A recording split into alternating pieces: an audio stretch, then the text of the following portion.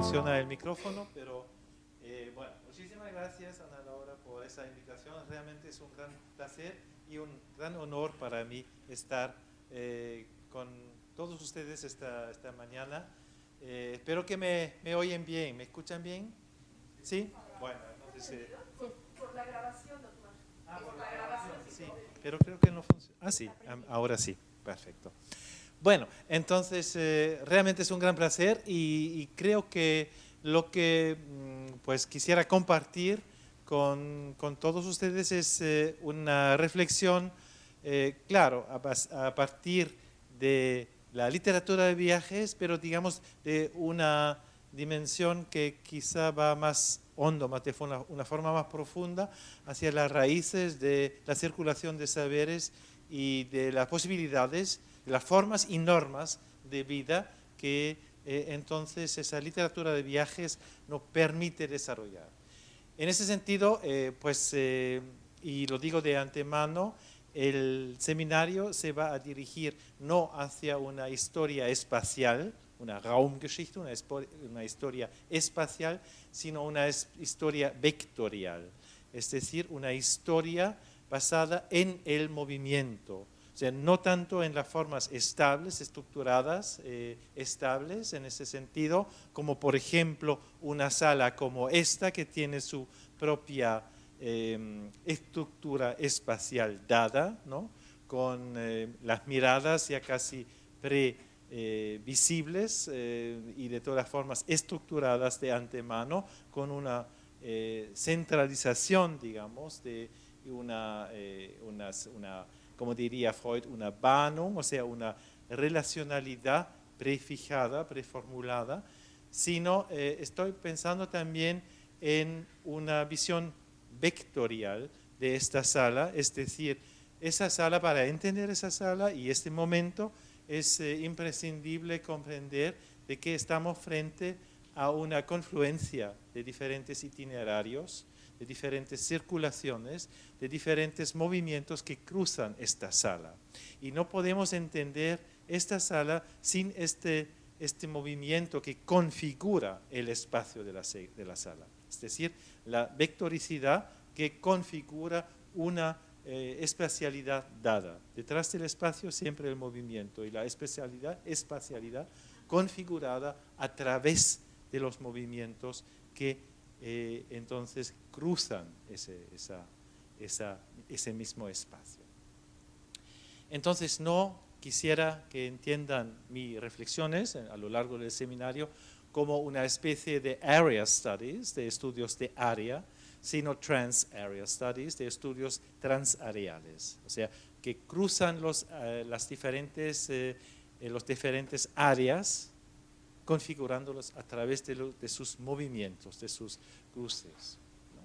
Cruces tanto en el espacio como en todas las dimensiones que luego vamos a ver de más cerca, también a nivel lingüístico, a nivel cultural, a nivel simbólico, a todos esos niveles que vamos a atravesar pues a lo largo de este seminario. Y al mismo tiempo es una reflexión sobre la transmisión y circulación de saberes y la configuración de los saberes desde el movimiento y a partir del movimiento. O sea, como una especie de reflexión sobre las condiciones mismas del saber humano. En ese sentido, queda muy claro que la literatura de viajes es algo transhistórico. Es decir, el viaje, los viajes configuran las literaturas del mundo, y no hablo de literatura universal o literatura del mundo, sino de las literaturas del mundo, o no literatura universal, sino literaturas del mundo, configuran esas literaturas desde el comienzo. Es decir, desde los primeros escritos de los que disponemos a nivel global. Entonces la literatura no es un ejercicio, digamos, inventado en un solo lugar, que tenga un origen muy, digamos, ubicable en el espacio, sino nos llega pues desde diferentes orígenes, desde diferentes pasados, desde diferentes tradiciones muy diferentes, en idiomas muy diferentes, que están atravesando entonces los espacios y los tiempos. La literatura o las literaturas del mundo, en este sentido, pues tienen una dimensión planetaria, pero no desde un sentido, digamos, limitado, reducido, único, sino desde la variedad y desde la multiplicidad, desde la proliferación de los orígenes. En este sentido también desde la epopeya de Gilgamesh, del tercer milenio antes de nuestra época, nos llegan ejercicios literarios que, por lo tanto, configuran siempre un espacio a través del movimiento. La epopeya de Gilgamesh, del héroe de la Mesopotamia, la primera obra literaria, si así lo quieren, y es interesante que las literaturas del mundo pueden pasar, digamos, de un medio a otro, desde las más diferentes formas de escritura, atravesando los siglos, atravesando entonces también desde la época de Gilgamesh, desde la piedra, desde, digamos, otras formas de notación en árboles, en caparazones, luego en papiro, luego en papel, pero también a nivel virtual. Las literaturas del mundo atraviesan esas rupturas mediáticas, siempre manteniendo su filiación múltiple. Y por lo tanto, la epopeya de Gilgamesh es una literatura de viaje desde el comienzo. El héroe Gilgamesh está recorriendo el mundo, va hasta el centro del mundo conocido y no conocido, desconocido, y siempre desde una ciudad, la ciudad de Uruk, la ciudad madre, para decirlo de esta forma, la ciudad que configura entonces un mundo entero en el microcosmos de la ciudad. La relación entre literatura y ciudad-cosmos, la ciudad cósmica, entonces tiene una dimensión fundamental. Recorriendo entonces este mundo significa pensar el mundo desde diferentes perspectivas. Desde arriba, abajo, adentro, desde fuera, cambiando de perspectivas. Pero también cambiando de lógica. Y cambiando de lógica significa que cambia no una lógica por otra, sino tratando de relacionar entonces esas diferentes lógicas entre sí. En ese sentido, las literaturas del mundo configuran una escuela, un laboratorio, una escuela de pensar en diferentes lógicas al mismo tiempo, cambiando de perspectivas y cambiando, por lo tanto, también de visión del mundo. Se basan en una relacionalidad y no en una unicidad o univocidad de una sola lógica. Por lo tanto, cuando estamos hablando sobre literatura de viajes, estamos hablando de toda una trayectoria que nos lleva tanto a la Mesopotamia de la epopeya de Gilgamesh y de sus viajes a través de la Mesopotamia hasta las alturas del Líbano, hasta los cedros del Líbano, pero también estamos hablando sobre el mundo chino, estamos hablando del Xi Jing chino, estamos hablando de esos textos breves, cortos, de esos microtextos o casi microrelatos que configuran un mundo en movimiento, siempre un saber que está creado a través del movimiento, a través de las relaciones que se configuran entre los diferentes seres que están no solamente en diálogo, sino en polílogo, y que están entonces conversando, que están discurriendo. Y discurso es una metáfora de movimiento. Estamos discurriendo, es decir, nos estamos moviendo. Cuando hablamos de literatura de viaje, por lo tanto, estamos hablando de una práctica social, política, de una práctica discursiva, estética también, que nos permite resituarnos y tratar de vernos desde dentro y desde fuera al mismo tiempo. No diferenciando sencillamente entre polos opuestos, sino creando, por lo tanto, una posibilidad de pensarnos de forma cubista. Por lo tanto, es un poco dentro de ese terreno que quisiera llevarlos y entonces invitarlos a un viaje a través del tiempo y a través del espacio.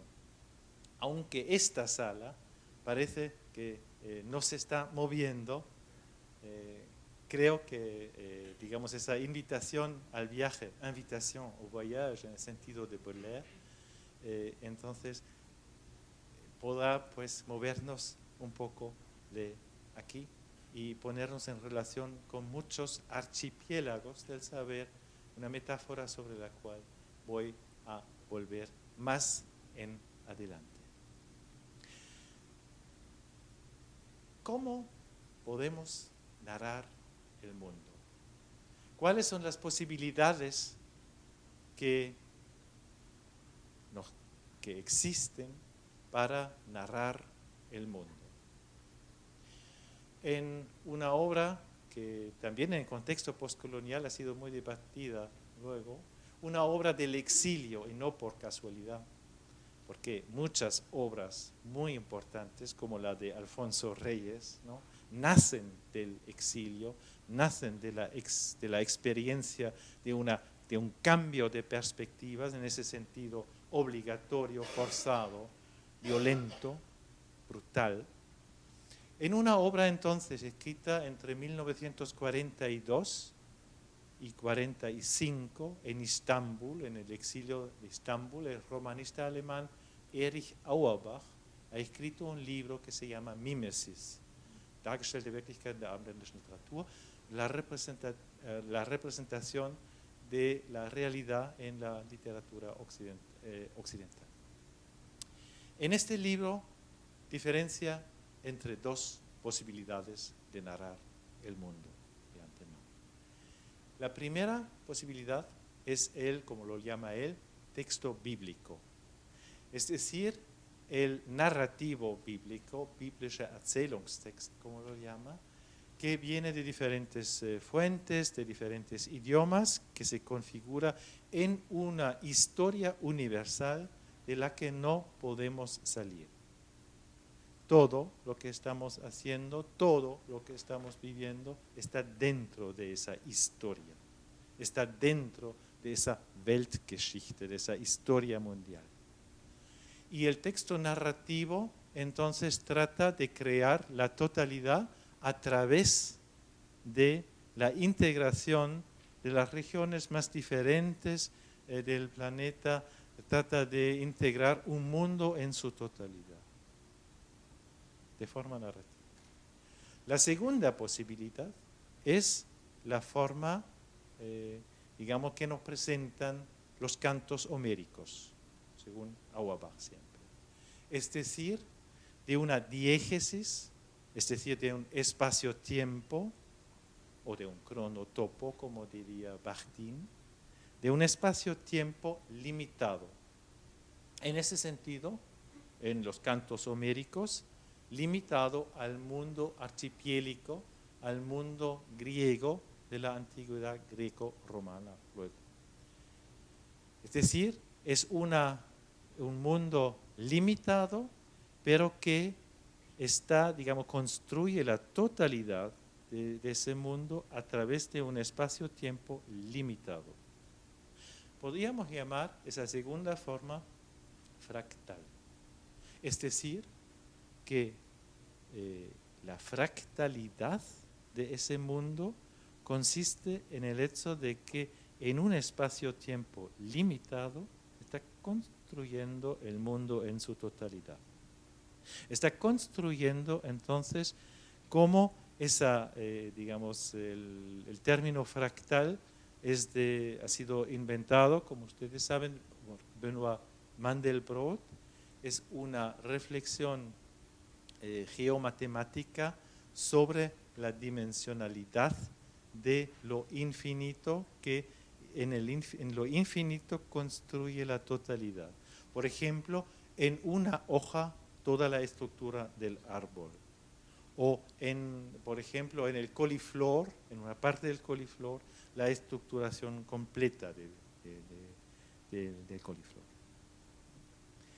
Entonces, esa segunda variante sería, pues, la construcción fractal. Las dos tendencias, sin embargo, tienden hacia la representación del mundo en su totalidad. O sea que, por un lado, tenemos el texto bíblico que construye la totalidad añadiendo y añadiendo y añadiendo, convirtiéndonos en una parte sustancial de esa historia, de la que no podemos salir. Es un texto también que construye a través de eso cierta violencia, no nos deja escapar. Mientras que al lado de los cantos homéricos, al lado del mundo que construye Homero, hay otros mundos posibles. Hay una discontinuidad, digamos, una discontinuidad en la construcción de un espacio dado, el espacio de nuestro mundo. En ese sentido, pues, estamos frente a dos formas, tradiciones, por lo tanto, normas también, de construir una totalidad.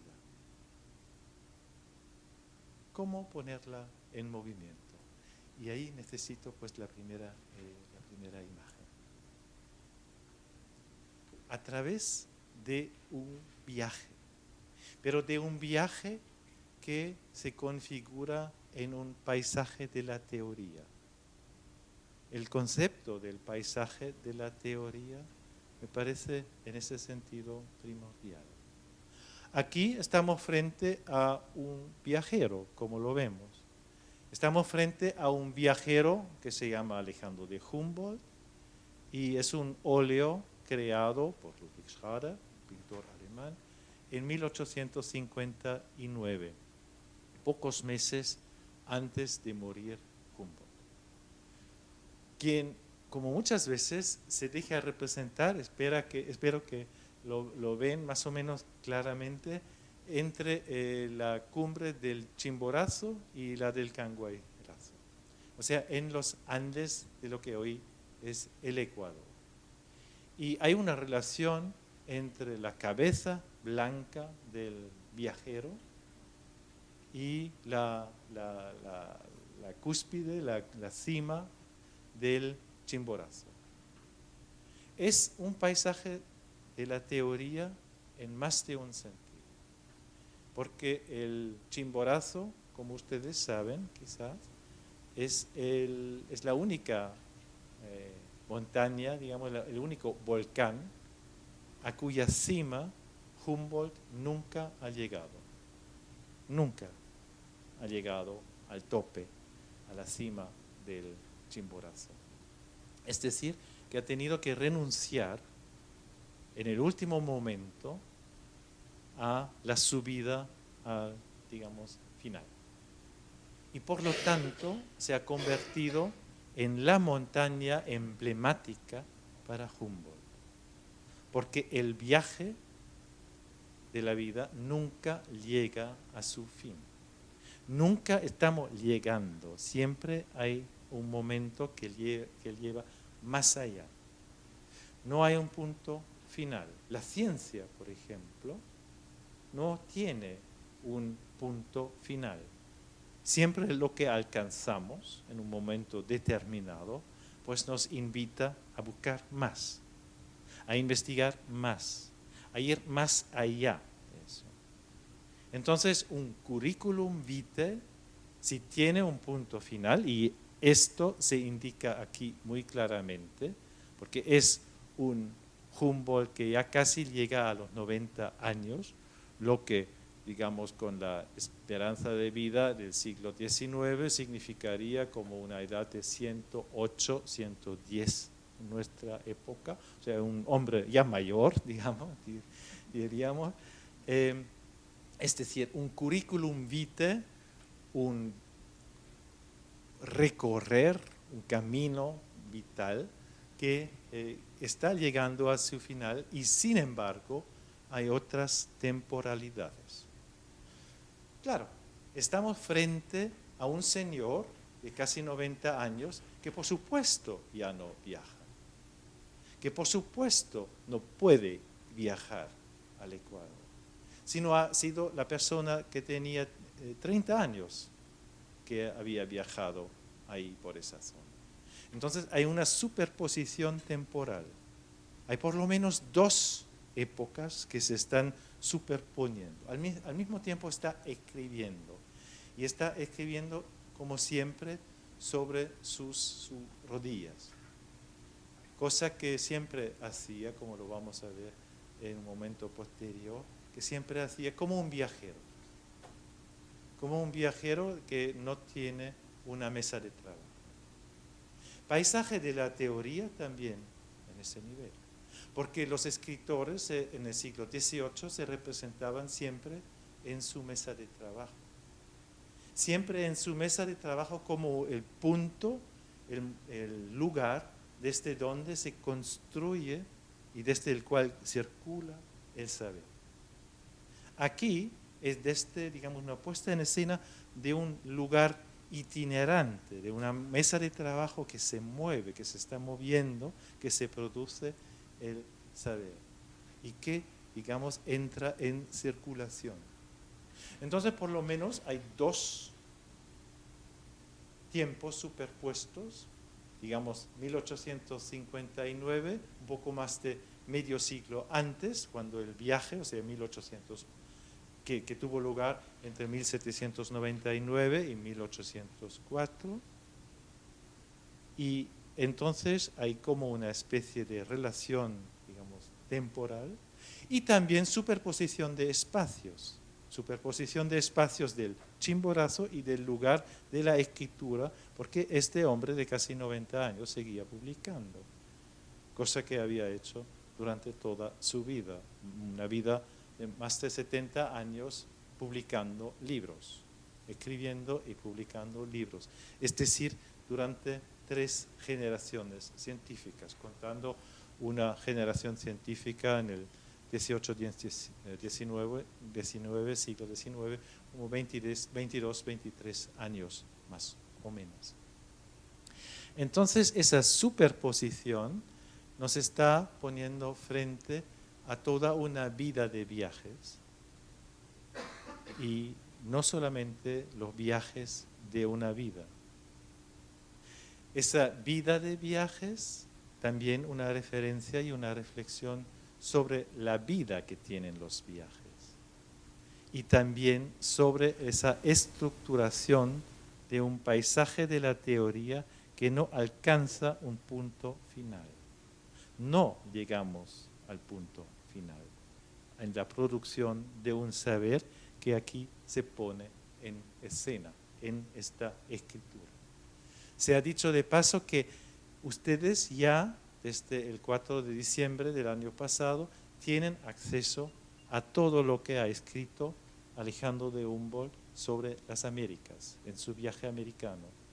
Todo lo que, digamos, ha dejado en sus manuscritos de viaje está ahora en la red. Lo hemos digitalizado y está disponible de libre acceso libre a todos los que tengan interés en eso. O sea que podemos mirar por sobre los hombros de Alejandro de Humboldt ya en una escritura, como dirían los franceses, de mosquito, écriture de mouche, o sea, una escritura muy chiquita. Claro, falta de papel, tenía que aprovechar muy bien el papel que tenía, que llevaba consigo, etc. Pero siempre con esa actitud que además pues producía una escritura de optimista que subía de izquierda a a la derecha. Al mismo tiempo, pues, un paisaje de la teoría que se abre hacia otros paisajes. Vamos a ver esto desde una diferencia fundamental.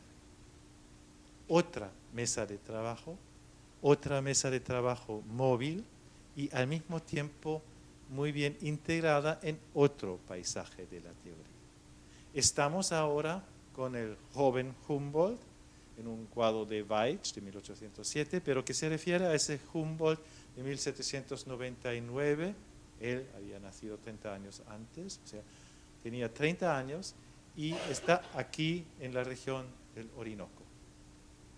El Orinoco, entonces, no las grandes montañas, las altas montañas, los volcanes de los Andes, sino un paisaje de la teoría diferente, un paisaje fluvial, un paisaje de relaciones, un paisaje en el que estaba investigando también la relacionalidad de diferentes circulaciones, las circulaciones fluviales del Orinoco y las del Amazonas, y el link, la relacionalidad entre las dos, con la bifurcación del Cassiquiare.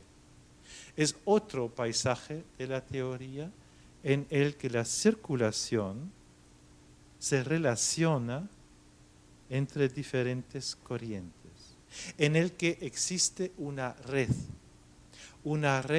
que permite la circulación y que vincula todo con todo, aunque no simultáneamente. Esa relacionalidad, entonces, es otro paisaje de la teoría. La ciencia humboldtiana se construye a través de un movimiento que va atravesando esos diferentes objetos que se ponen en relación. No que no se liquidan, no se eliminan las diferencias entre esos diferentes objetos, sino se relacionan en el sentido de su diferencia. Hay un doble libro aquí, el libro de la naturaleza, el ser humano, el viajero, frente al libro de la naturaleza y frente al libro de la ciencia. También está mirando al espectador, a la espectadora. Está mirando entonces a lo que lo miran. Hay una especie de va y ven de relacionalidades entre diferentes saberes. Porque la literatura de viajes pone en relación una circulación de saberes proveniente de una figura que podríamos llamar escritor o escritora, por un lado, un objeto de esa escritura, que puede ser un objeto también de la naturaleza o puede ser, cualquier objeto digno del interés del que escribe, y un lector, una lectora que se acerca a ese texto.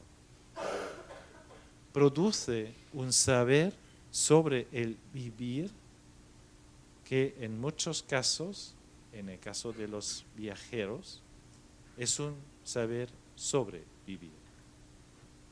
Es un saber sobre vivir que se abre al mismo tiempo hacia un saber con vivir.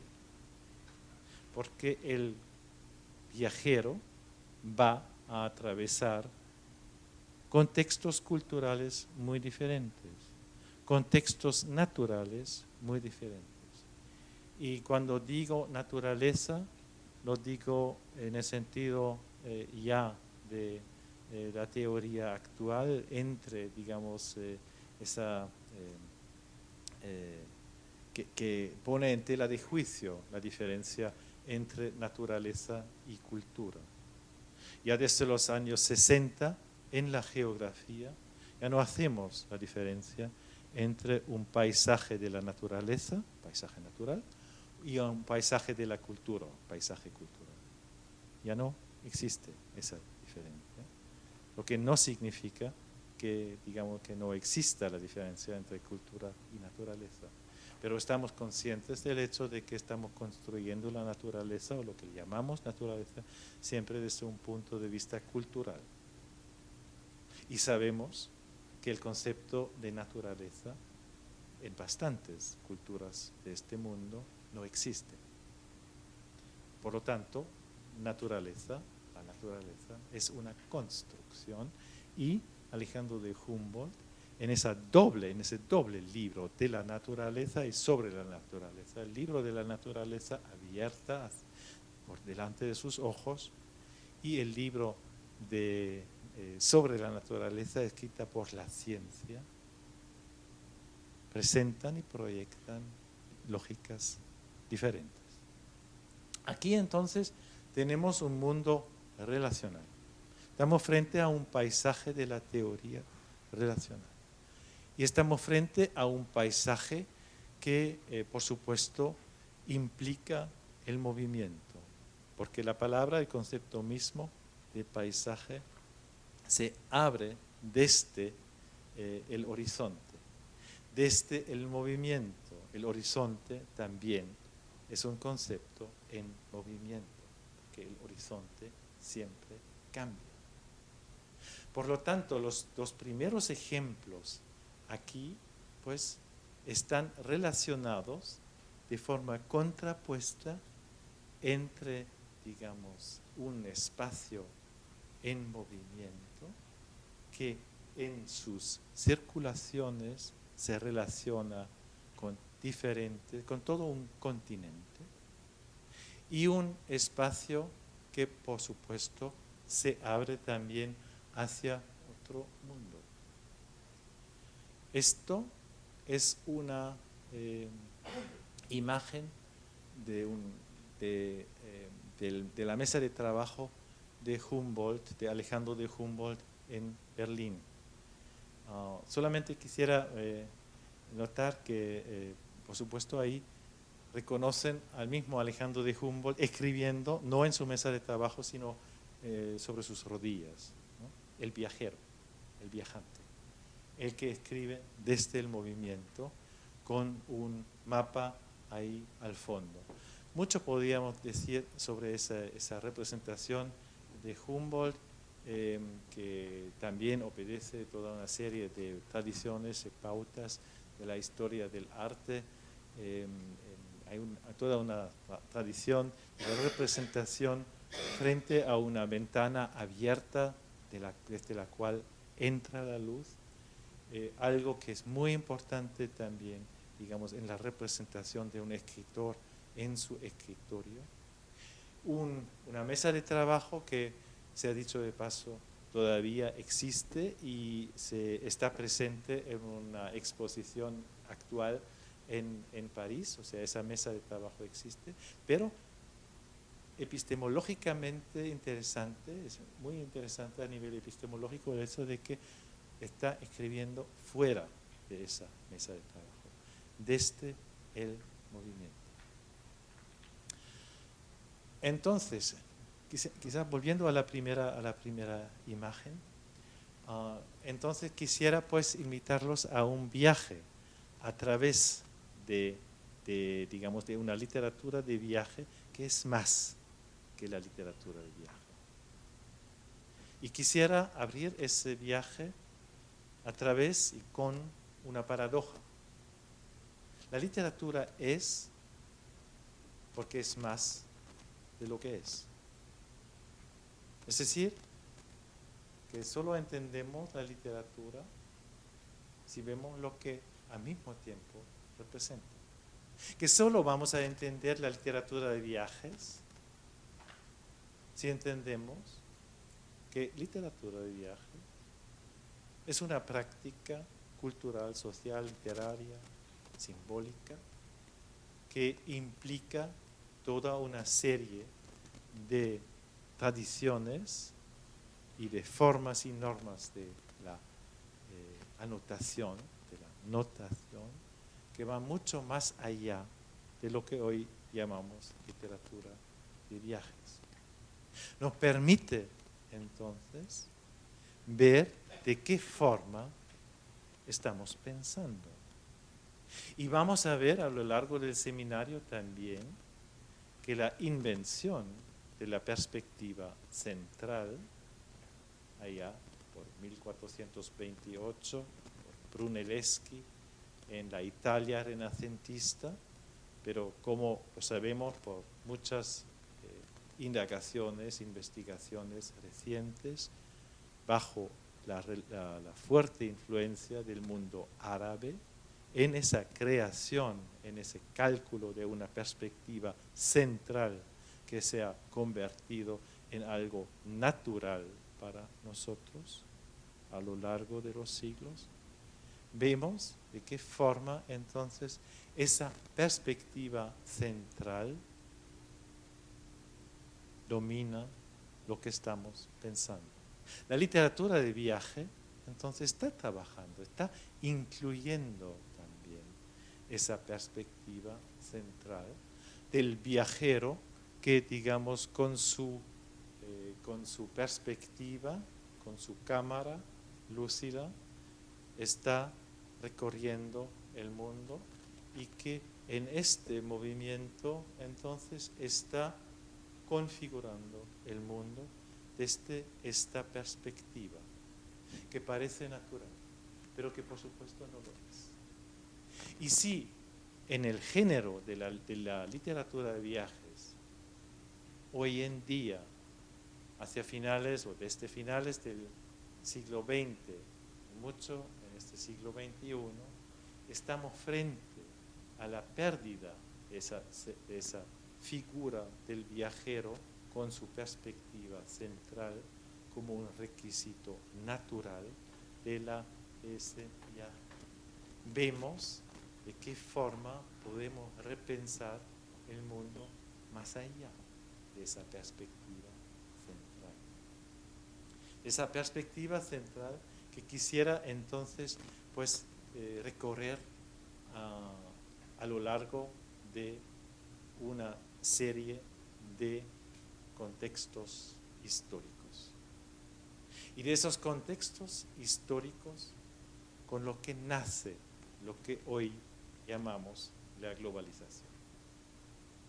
Porque la globalización, en el sentido en el que voy a utilizar esta palabra, este concepto, creado hacia finales del siglo XX y ubicuitario ahora en nuestra presencia, en este presente que estamos viviendo, hacia finales de la cuarta fase de globalización acelerada, es un proceso de larga duración.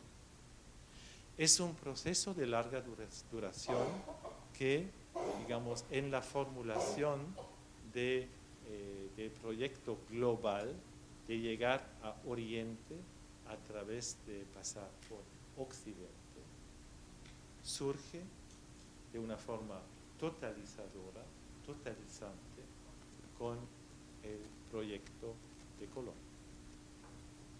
Hay 4 fases entonces, muy diferentes, pero que presentan estructuraciones superpuestas. Y cuando voy a hablar sobre literatura de viajes, esos viajes siempre se insertan dentro de contextos diferentes de esas 4 fases de globalización acelerada. Hablo de globalización acelerada porque este señor quizá es el primer teórico de la globalización. Ha dedicado 1200 páginas a la primera fase de globalización acelerada, partiendo de la tesis de que entre 1492 y 1498, o sea, a lo largo de 6 años, como dijo él, la distribución del poder sobre la superficie del planeta ha sido decidida. En ese sentido, hay una aceleración siempre dentro de la aceleración, como la que acabamos de vivir en esta cuarta fase de aceleración, de globalización acelerada en el contexto de la crisis financiera desde finales del siglo XX. Pero vamos por partes. La primera fase de globalización acelerada es una fase que empieza entonces hacia finales del siglo XV y va hasta mediados del siglo XVI. Es una fase que ustedes conocen muy bien, es una fase dominada por las potencias ibéricas y es una fase que también globaliza 3 idiomas europeos, el castellano, el portugués y el latín. En esta primera fase de globalización acelerada, estamos frente a una estructura de poder centralizada en esas 2 potencias. Estamos frente a nuevas tecnologías, estamos frente a nuevas formas de comunicación y estamos frente a diferentes tecnologías militares y estrategias militares. Estamos frente también a diferentes miedos de la globalización y también de esa experiencia o vivencia de las catástrofes globales que siempre forma parte de todas las fases de globalización acelerada. En este contexto de la sífilis, como en la cuarta fase de globalización acelerada, el SIDA ha sido esta pandemia que también ha acompañado a la cuarta fase de globalización acelerada. Hay toda una serie de invenciones que estructuran y posibilitan la primera fase de globalización acelerada. Ya he mencionado una de esas condiciones, es decir, la invención de la perspectiva central, que luego también se traduce en la configuración de los mapamundi, que se configura en la forma como se presenta en nuestro mundo, incluso en lo que parece natural, o sea, cualquier fotografía de la NASA de nuestro planeta está con el norte hacia arriba, lo que es pura convención, por supuesto. Al mismo tiempo hay toda una serie de estrategias militares. Esas estrategias militares se configuran también a partir de islas en el mundo ibérico, de las potencias ibéricas. Desde las islas se controla un territorio y no se controla de una forma como una frontier que avanza como luego en el norte del continente en lo que va a ser los Estados Unidos ahí arriba, que es la creación de un territorio con una frontier que avanza, sino a través de islas que son las ciudades, proyectadas desde las islas que primero se controlan en el Caribe sobre el mundo del continente.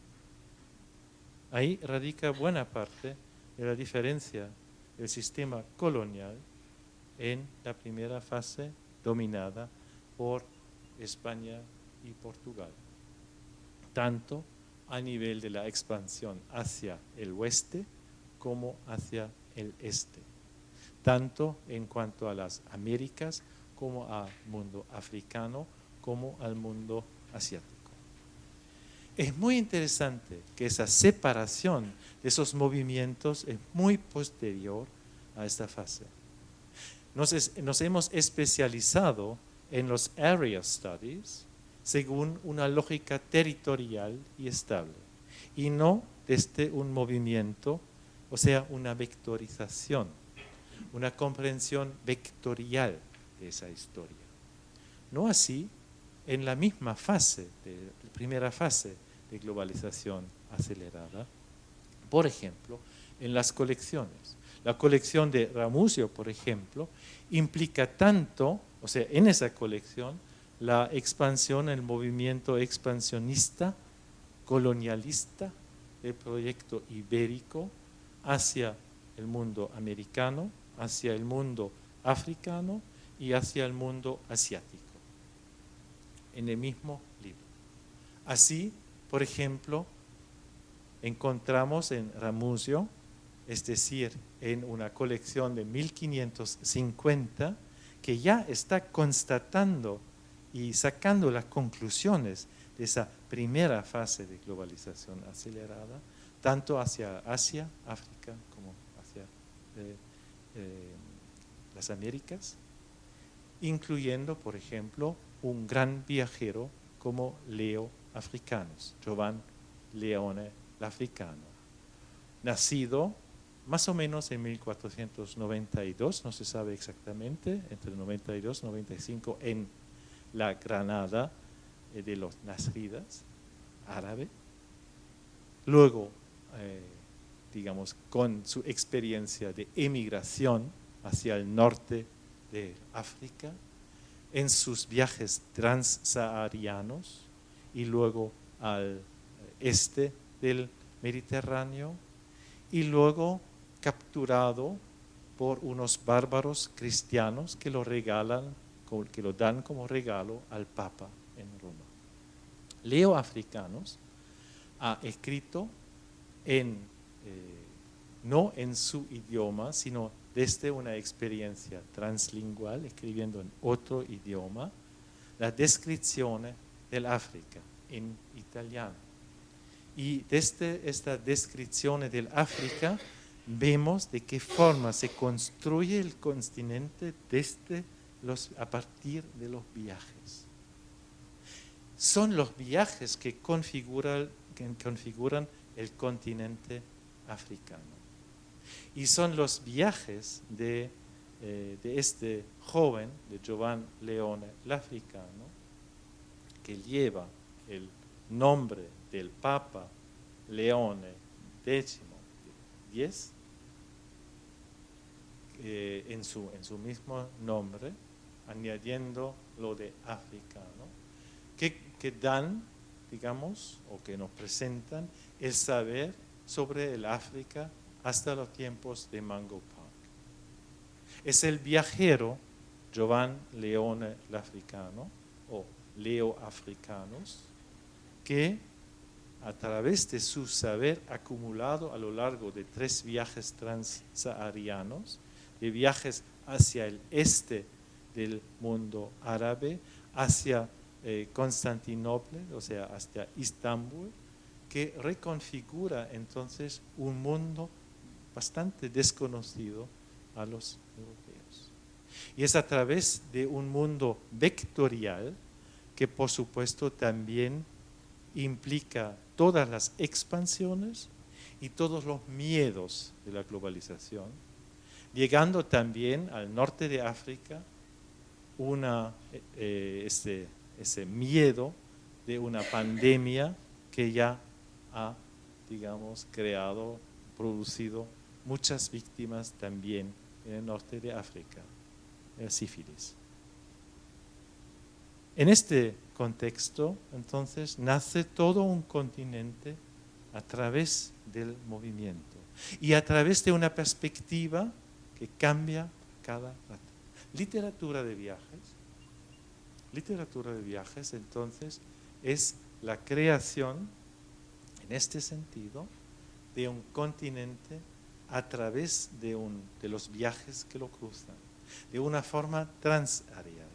Desde la experiencia del norte del Mediterráneo, proyectada hacia la experiencia del sur del Mediterráneo. Desde un mundo árabe, pasando por un mundo cristiano, hacia un mundo, el mundo transsahariano, que entonces se reconfigura un espacio desde y a partir del movimiento, cruzando diferentes culturas. No es, por lo tanto, sencillamente un va y ven entre 2 culturas, por ejemplo, como muchas veces se ha dicho, sino es un atravesar es digamos, ese movimiento de atravesar, de cruzar el espacio que crea ese espacio, no por la estabilidad del espacio dado. Una segunda fase de globalización acelerada es la que empieza hacia mediados del siglo XVIII y termina hacia principios del siglo XIX. Ya no son las potencias ibéricas, sino son Francia y Gran Bretaña, que dominan prácticamente con nuevas tecnologías del saber, de la circulación de saberes, en los que se inscribe este viajero y la que critica también este viajero, en que, digamos, se reconfigura una segunda aceleración.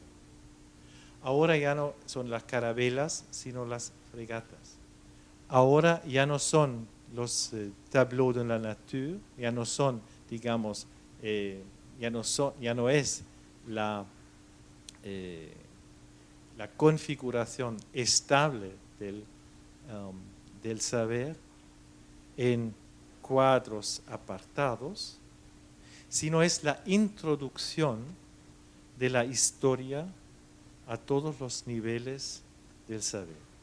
O sea, un saber no se estructura ya desde los años 1770 en todas las ramificaciones de las disciplinas que se están creando, desde su ubicación dentro de un cuadro fijo, sino se establecen a partir del movimiento histórico que lo cruza. Por lo tanto, aquí la introducción de la historia se abre hacia la concepción de una historia abierta en 4 revoluciones, no en las 2 revoluciones de las que siempre habla el mundo, digamos, eurocéntrico, o sea, el mundo de la revolución inglesa, británica, de la revolución industrial y de la revolución política, la revolución francesa, que son, y no por casualidad, las 2 potencias que dominan el mundo de entonces, de esa segunda fase de globalización acelerada, es decir, Francia y Gran Bretaña, sino también de las 2 grandes revoluciones americanas y de la secuencia de esas revoluciones. Es decir, tanto de la revolución anticolonial de Estados Unidos como de la revolución haitiana antiesclavista, que también pues, es una fase extremadamente importante para comprender esa segunda fase de globalización acelerada. La nueva ubicación entonces de los saberes, la nueva circulación que se está creando, entonces se ubica en esa segunda fase. También con los miedos a la globalización, con la fiebre amarilla, por ejemplo, que entonces se está propagando por el mundo entero. Es la fiebre amarilla, entonces, que acompaña esa segunda fase de globalización acelerada, pero es también, por supuesto, son las nuevas estructuraciones de las relaciones del poder a nivel mundial que estructuran ese mundo. En la tercera fase de globalización acelerada estamos frente a una situación nueva. Si en la segunda fase de globalización acelerada hemos visto que se están globalizando también 2 nuevos idiomas de origen europeo, es decir, el francés y el inglés, que se convierten en idiomas globales. En la tercera hay un nuevo global player, que son Estados Unidos, que tienen una expansión no solo hacia el mundo del Caribe, hacia las Américas en su totalidad, sino también hacia el mundo del Pacífico. Si en la Nueva España de la primera fase de globalización se están prácticamente creando los cruces que controlan ese mundo tanto a nivel de los continentes como de los archipiélagos, integrando entonces a través del galeón de Acapulco el mundo chino al mundo novohispano, integrando también pues de una forma muy espectacular las circulaciones del saber a muchos niveles, a todos los niveles también artísticos, creando esos biombos, esos famosos biombos novohispanos en el que confluye un arte de la perspectiva central, el arte Namban de los japoneses expulsados, como también el arte de los artistas americanos. Entonces vemos que ahí, ya en la primera fase de globalización acelerada, estamos frente a un fenómeno que implica, por supuesto, todas las dimensiones artísticas que nos vienen del mundo chino y japonés. El biombo biombo es una palabra japonesa, de origen japonesa, y transferida por los portugueses, pero los japoneses no habían inventado los biombos, sino los chinos. Es esta dimensión de un arte ya global en la primera fase de globalización acelerada que entonces se está acentuando mucho más en las globalizaciones aceleradas que siguen esta primera fase de globalización acelerada. Por lo tanto, en esa tercera fase de globalización acelerada vemos que hay nuevas tecnologías también de comunicación. Surge después de la carabela y de la fregata, pues el steamer, el barco de vapor que relaciona, digamos, de forma mucho más eficaz las diferentes islas y archipiélagos, y trata entonces de desarrollar una estructuración diferente a partir de nuevas tecnologías de la transmisión del saber, de la comunicación, de los cables transatlánticos, etc. La guerra contra España, la guerra entre Estados Unidos y España, que empieza con la guerra entre Cuba y España en el Caribe, entonces la primera guerra mediática a nivel mundial. Esa primera guerra mediática que en su relacionalidad mediática tiene un impacto directo a nivel de la reacción de un público mundial sobre las decisiones de los militares en los diferentes escenarios, tanto del Caribe, donde se hunde la flota española cerca del puerto de Santiago de Cuba, y en Cavite, en Filipinas, en Manila, en el puerto de Manila, digamos, donde se hunde la otra parte pacífica, el Océano Pacífico de la flota española. Es entonces en esa tercera fase de globalización acelerada que se reestructura, pero ahora con un global player americano, en el continente americano, un mundo controlado hasta este momento por las potencias europeas. Todos esos movimientos, por supuesto, configuran diferentes literaturas de viaje. Configuran viajeros con otros ojos, con ojos imperiales, por ejemplo, en el sentido de Mary Louise Pratt, en el sentido de los estudios postcoloniales, pero configuran también nuevas construcciones del mundo que se entonces ven siempre, todavía, desde una perspectiva central. Luego trataremos de ver de qué forma esa perspectiva central se va a establecer y se va a transformar y quizá también se va a abandonar. No voy a decir mucho de momento sobre la cuarta fase de globalización acelerada, con nuevas tecnologías de comunicación a nivel mundial, con comunicaciones en real time, con comunicaciones entonces, digamos,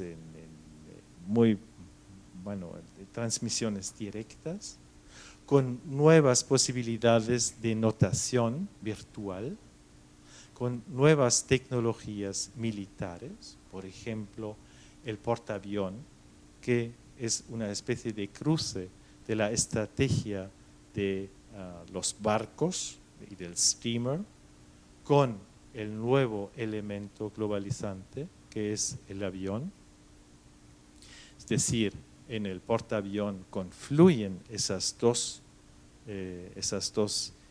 historias con una estrategia militar que transforma las islas en islas flotantes, desde los cuales los continentes pueden dominarse, y en esa cuarta fase de globalización acelerada, también se ven cómo, digamos, funciona un sistema financiero económico altamente centralizado, en el que un global player asiático aparece por primera vez, el Japón, y en el que ya se entrevé como en una fase posterior otro global player, la China, y un idioma, el mandarín, van a aparecer al horizonte como idiomas globalizados en un momento posterior.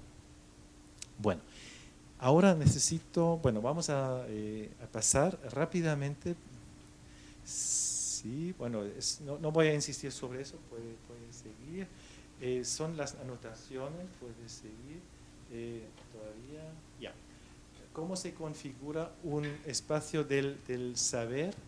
Un espacio del saber que, digamos, configura el mundo todavía de la segunda fase de globalización. Es un archivo del saber en el que el viajero todavía representa una totalidad. Es la biblioteca de trabajo de Alejandro de Humboldt, y ven cómo hay una simetría bastante claramente indicada entre la cabeza de Humboldt por un lado y el globo por otro. ¿Lo ven? ¿Lo pueden ver? Este espacio del saber entonces indica pues cómo a través de los viajes, todos los artefactos que ven ahí, no solamente los libros, que tenemos inventarios de los libros, sino también todos los artefactos que ven ahí son identificables y identificados, ¿ya? Y dan fe de los viajes de Humboldt o de otros viajes de viajeros amigos de Humboldt. Entonces se configura un espacio del saber, digamos, desde este espacio en el que confluyen. Pero quisiera ir más lejos y pasar a través de los museos de papel, de los diarios. Hasta aquí. ¿Cómo se configura entonces un relato de viaje? Pues ya hemos visto de qué forma los relatos de viaje se insertan dentro de lo que podríamos llamar las literaturas del mundo. Podríamos diferenciar entre diferentes dimensiones del viaje, entre diferentes dimensiones que no son solamente espaciales, pero vamos a empezar con lo espacial. Eso es un primer mapa del río Magdalena, entonces del viaje de Humboldt. Lo tomo como ejemplo para explicar de qué forma entonces se configura la mirada del viajero.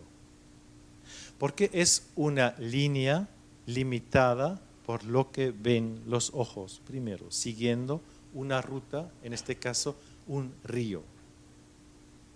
Estas dos dimensiones pues configuran un primer acercamiento. No es un mapa de una zona, sino es un mapa a partir y desde un movimiento en las dos dimensiones que permite pues la travesía de un río, siguiendo la ruta de un río.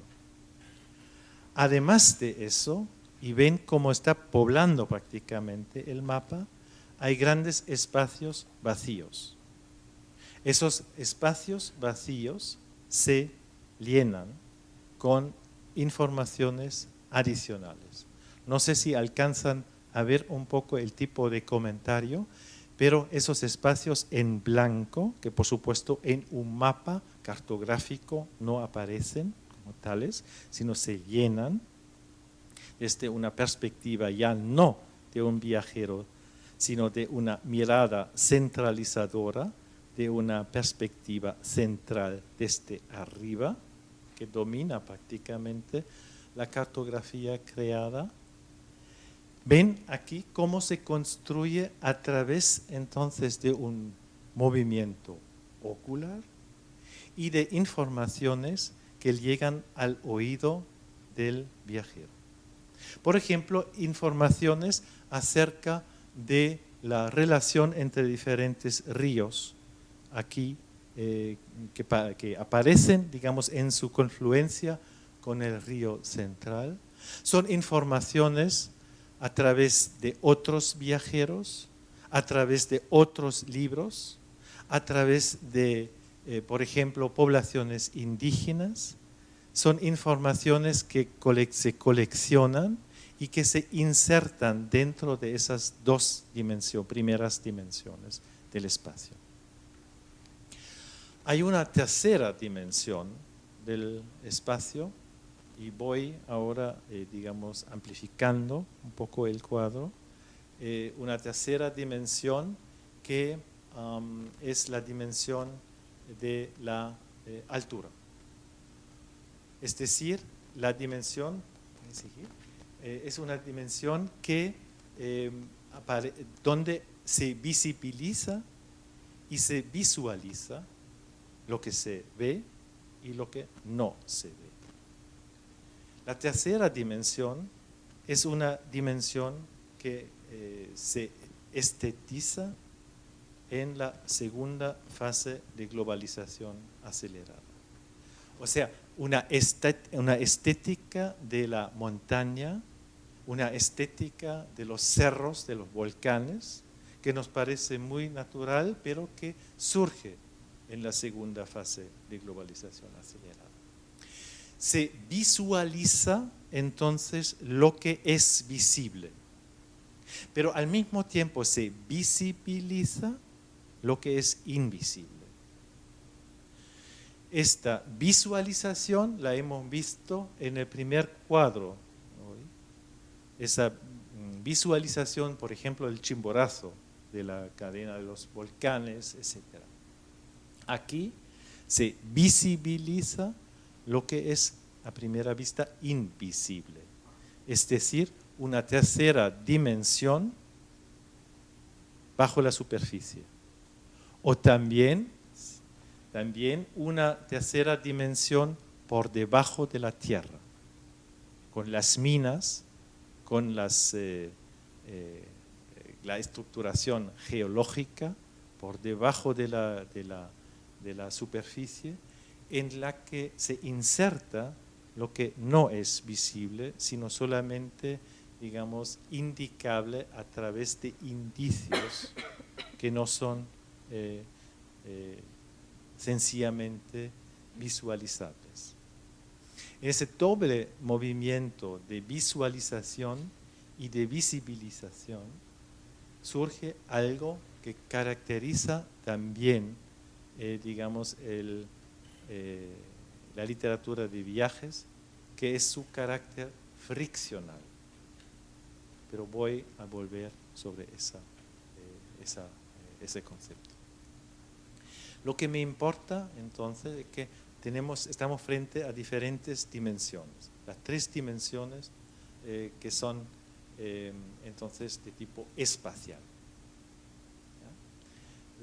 Esas tres dimensiones de tipo espacial son dimensiones que se integran cada vez más entonces en el relato de viajes, en la literatura de viajes, a partir de la segunda fase de globalización acelerada. Pero claro, esos viajes, la puesta en escena de la montaña, no tiene esa importancia en la primera fase, en los relatos de viajes de la primera fase de globalización acelerada. Al mismo tiempo, hay una cuarta dimensión que me parece muy importante, que es la dimensión del tiempo. Esa dimensión del tiempo, que puede ser un tiempo geológico, que puede ser un tiempo antropológico, o que puede ser también un tiempo de una naturaleza fuertemente dominada o caracterizada por el ser humano, el antropoceno. En esa cuarta dimensión, la dimensión temporal, vemos cómo en el relato de viaje se atribuyen tiempos diferentes a zonas diferentes del planeta. Así, en el viaje de Sarmiento a Europa, por ejemplo, en los relatos las relaciones que ha escrito Sarmiento, vemos cómo se integra una parte del futuro con una crítica del futuro.